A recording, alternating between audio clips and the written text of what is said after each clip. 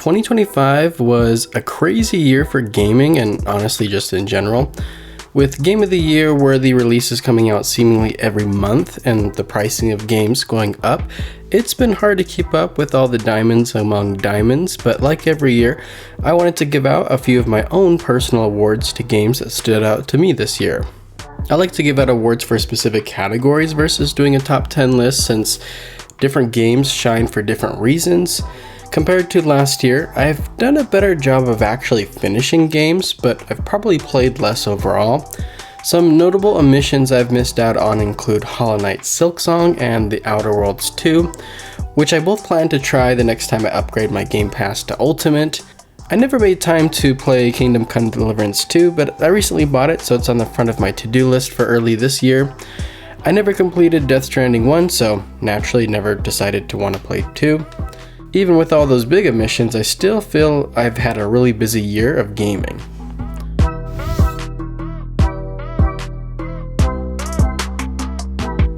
Like every year, I like to start off with the pleasant surprise of the year. This is the game that exceeded my expectations the most this year. I feel I usually have a pretty good sense of what a game's overall quality is going to be and whether or not it's for me, but there's been a few titles this year that I was just wrong about. Even though I am a sucker for a good choice-based game, I feel nothing in recent years has been able to exceed Telltale's The Walking Dead, and so I wasn't really sure what to expect with Dispatch, yet surprisingly it feels to be on that same level. Metal Gear Solid Delta Snake Eater is kind of a weird one in that it exceeded but didn't exceed my expectations. I had minimal expectations going in and had never played the original, but was hyped up early by some of the early cinematics and premise.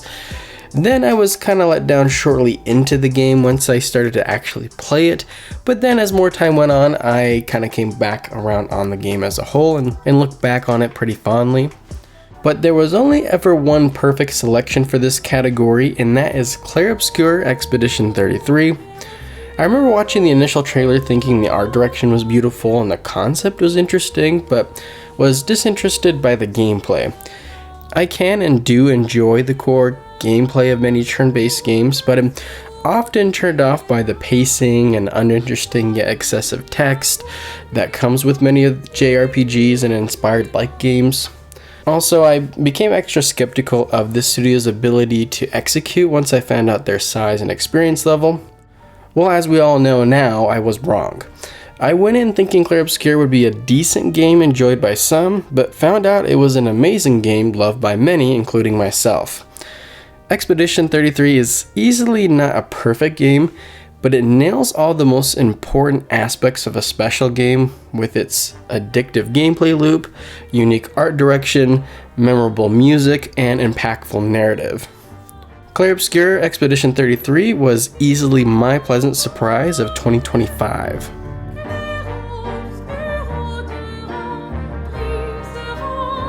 Next up is the one negative award I give out, and that is the biggest disappointment of the year, at least to me. I say this every year, but I think it's important to contextualize that this isn't the worst game I've played this year. And even if it was, I try to avoid bad games, so the worst isn't even necessarily bad, but rather this is the game that let me down the most. 3 games immediately came to mind for me: Assassin's Creed Shadows, Lost Records Bloom and Rage, and Rematch. I feel kind of bad including Rematch here since the issue wasn't the gameplay being bad or misleading, but rather I felt let down by the lack of onboarding. Maybe I'm dumb, but I found the controls to be very complicated and difficult to grasp. That in itself's not the end of the world, but what let me down is the lack of any single player modes where I could really practice and overcome the difficulty of the controls. I did play maybe 20 matches online with strangers, and I hated it because I still don't feel competent at the basics, which added stress of weighing my team down. Maybe it's asking for too much nowadays, but a basic single player mode to practice seems like a bare minimum to me. Assassin's Creed Shadows also isn't bad, but I found myself disappointed by just how not into it I was. To make it more perplexing, I really enjoyed Ghost of Yotei, and Assassin's Creed Shadows is about as close to an apples to apples comparison as it gets. I think I can pinpoint this mostly due to combat, Yote is much more to my liking, but even beyond that, other aspects like the narrative aren't necessarily vastly superior, but they're better enough in enough ways that it just adds up to being an overall much more enjoyable experience for me. But out of the 3 games mentioned, Lost Records Bloom and Rage was my biggest disappointment of the year. Bloom and Rage is fairly linear, but small choices do add up over time to some variations in the ending. Due to these type of games being so story-centric, the quality of writing has to at least be good, and to me it wasn't able to really hit that mark. Lost Records Bloom and Rage spends a lot of time setting up characters and relationships, but stumbles to tell a compelling conflict or resolution. It feels like the writers fell in love with the characters they created and didn't know how to implement them in an interesting scenario. I'm not sure if it's more my fault or the marketing team, but part of my disappointment also stems from feeling misled. The initial trailers seemed to be suggesting there was an element of sci-fi or horror that had me excited. Without spoilers, there is a supernatural thing within this world, but it never felt like it added anything of substance to the story or even that it was necessary. I don't feel good saying this, but it just feels like my time with the game felt kind of wasted.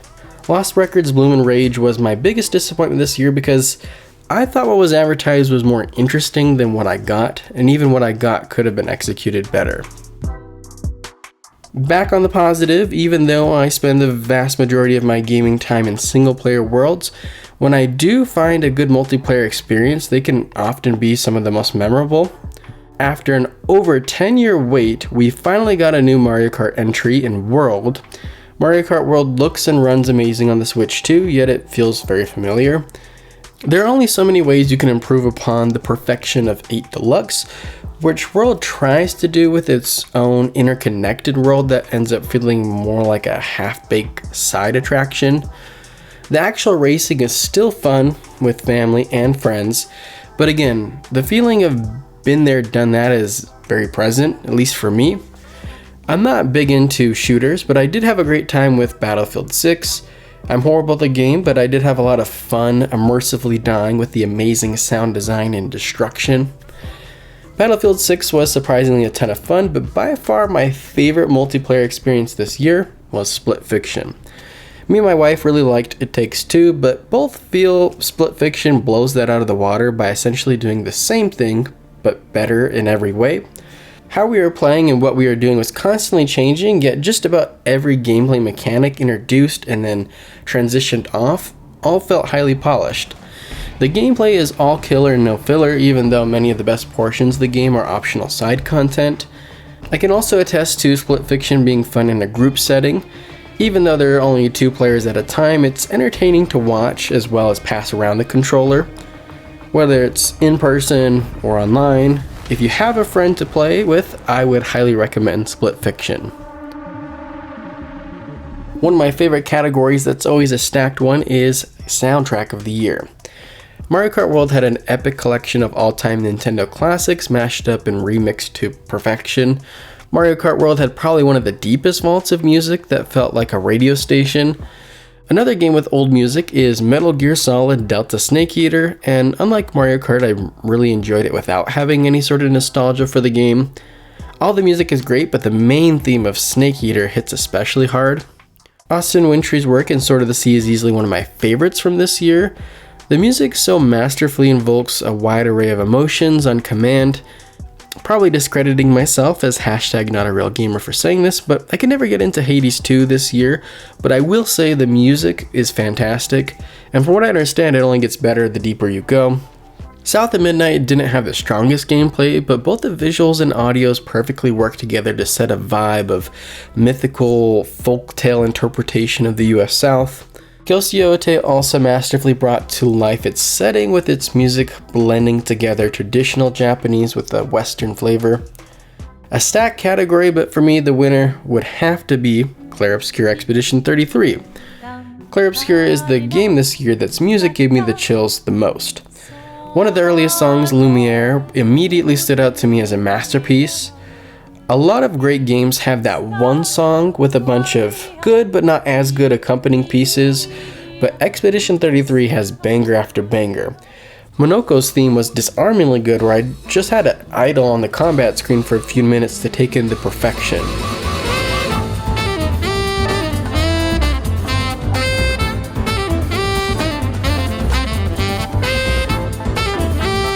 And don't even get me started on the final boss fight, which made dying over and over kind of enjoyable.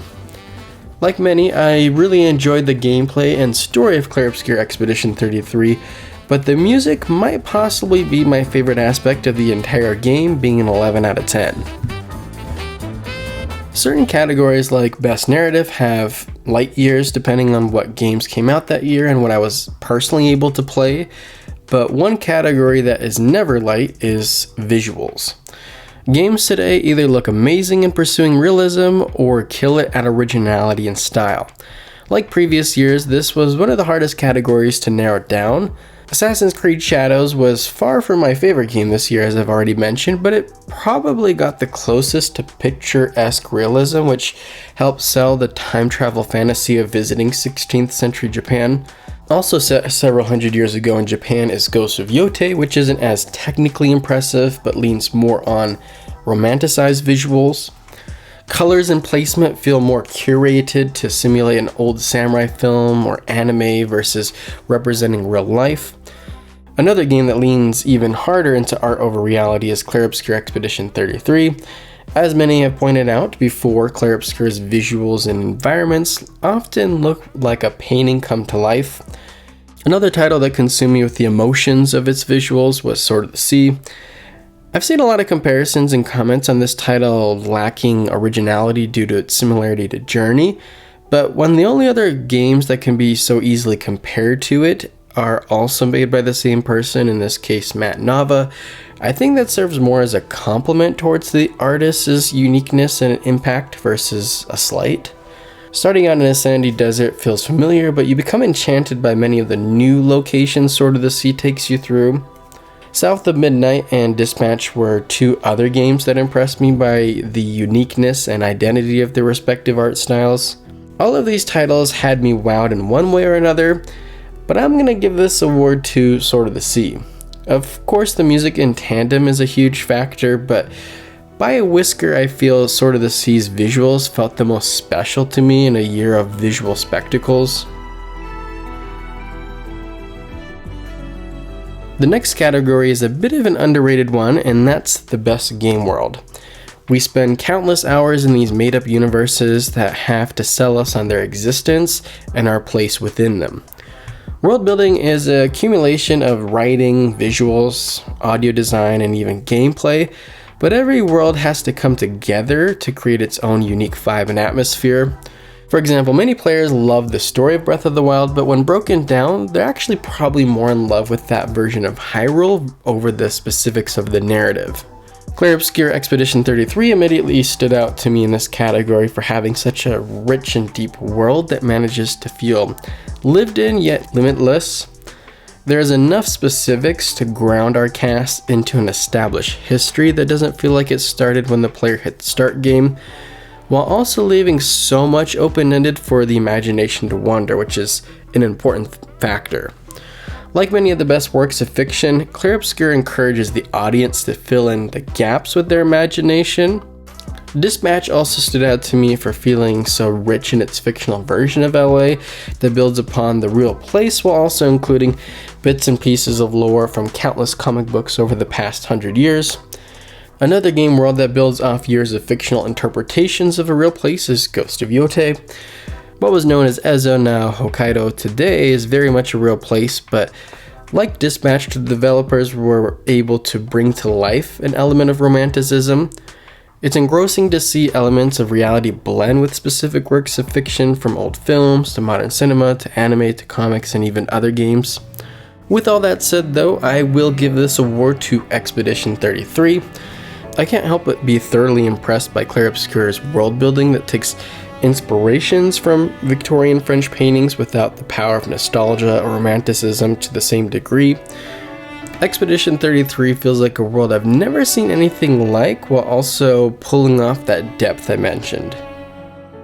For the best narrative of the year, I was able to quickly narrow this down to 3 games: Ghost of Yote had perhaps the most predictable series of events, with Atsu growing beyond her singular goal of revenge, but I still found the transformation to work because of the fantastic writing and acting.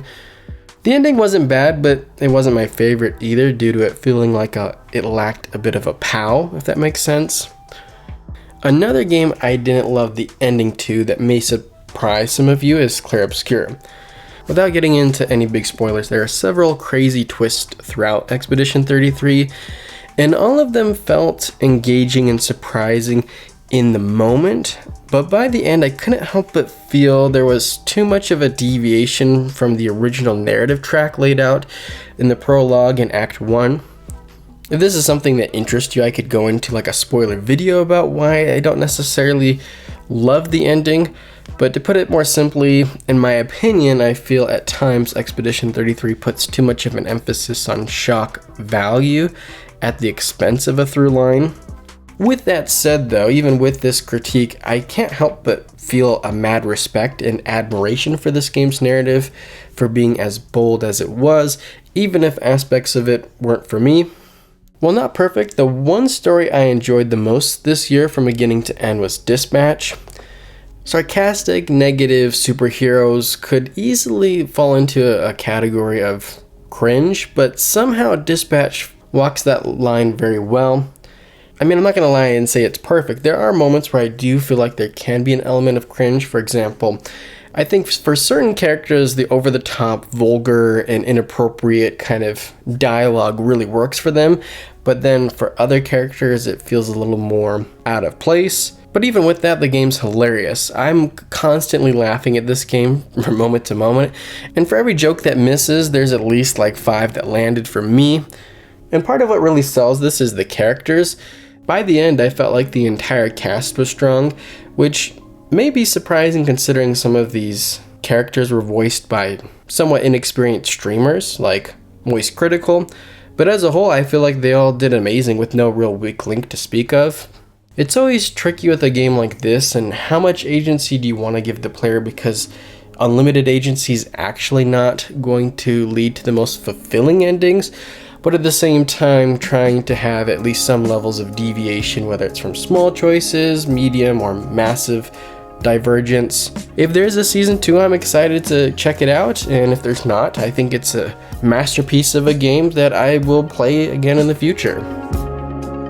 The final award to give out is the Most Fun Award. Really simple, but in many ways the most important aspect of most experiences. Similar to the last category, I've narrowed it down to 3, with all these names going to be familiar. Split Fiction is impressively diverse with its variety of gameplay concepts that all hits the mark at being fun.